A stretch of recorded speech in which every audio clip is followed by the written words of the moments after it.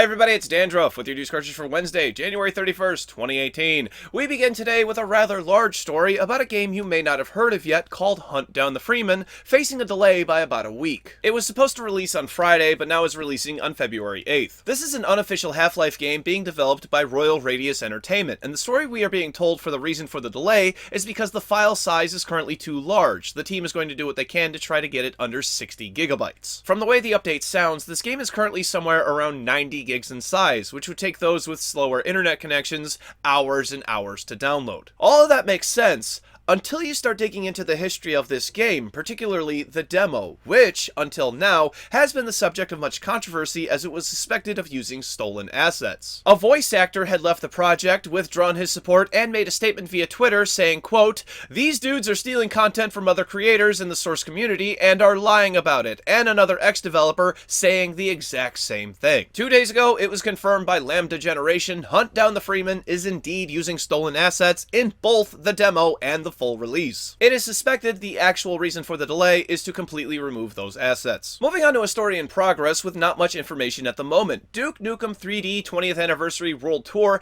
has been removed from Steam via a DMCA claim. The way we know it's a DMCA claim is because if you try a key at the moment bought from a legitimate site like Humble Bundle, it will not activate. So the strange part is, I've checked with my sources over at the Sentinels of the store. By the way, hi Mello and SVD. They are very familiar with specific game collectors, and they too have no idea what's going on. No one knows who filed the claim. Gearbox has said that they are aware of the issue and are working on a resolution, but otherwise are not commenting on what caused this or how long it will take to fix. Stay tuned to News Cartridge for more updates on Duke Nukem 3D 20th Anniversary Edition. From there we go on to release announcements with a new game from the creators of Drive Club and Motorstorm called Onrush, releasing on June 5th. Then we have the complimentary games that come with your PS Plus subscription for the month of February, and PS4 players can look forward to playing Rime. And I guess they get Knack as well. Beta invites for Runescape Classic for mobile have started to go out, and if you want to sign up, there's a link down below. Moving on to some sad news with Gigantic, a free-to-play hero shooter, much like Overwatch or Battleborn, having announced their final update and will be closing down the servers on July 31st. What it came down to was the player base did not have the numbers it needed to be to keep it sustainable. Starting today, all heroes are free-to-play, and purchases for premium currencies have been disabled. The developers say they wish everyone to still enjoy their game while time remains. Quickly, I have a story about Bandai Namco, saying they are aware of the issues with their online services for Dragon Ball FighterZ, explaining they are caused due to so many people loving their game and trying to play it all at once. Support for the game is well beyond what they expected and are working on a solution. Really, it's great to hear that so many people are enjoying a game. I'm thinking about trying it myself. Then Logan Paul has made it into the news today, and right away you may be thinking,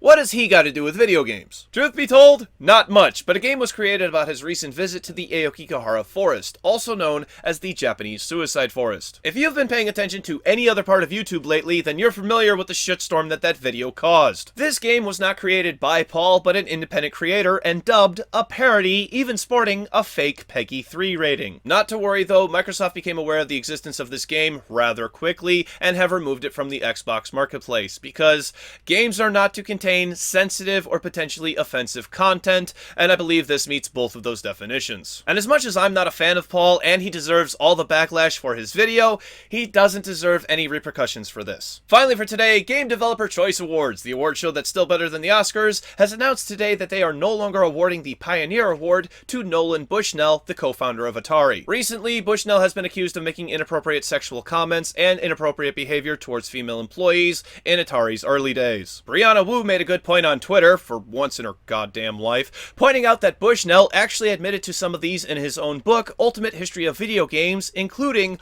holding board meetings in hot tubs. Bushnell released a statement on Twitter apologizing to anyone he worked with whom he may have offended or caused pain, after the GDC announced he would not be receiving his award. What a scumbag. I am sorry for those it caused pain to, because you didn't get to watch me win my award, not to the alleged victims. You've gotta be kidding me. The GDC has said the award will now go to the unheard voices of the past, and I have to say, this is a terrible statement. GDC, do you mean the alleged victims, or the people who wanted him to win the award? Either way, it just doesn't make any damn sense, and the GDC should have just kept its mouth shut.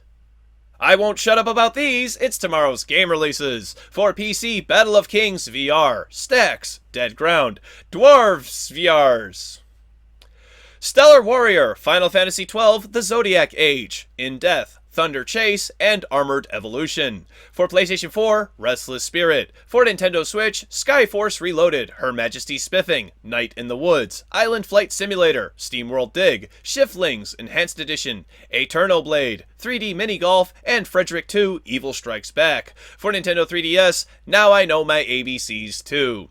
Thank you very much, everybody. This has been News Cartridge. I am Dandruff. I will see you tomorrow. And I just accidentally superglued my index finger and thumb. Don't worry. It's going to be okay.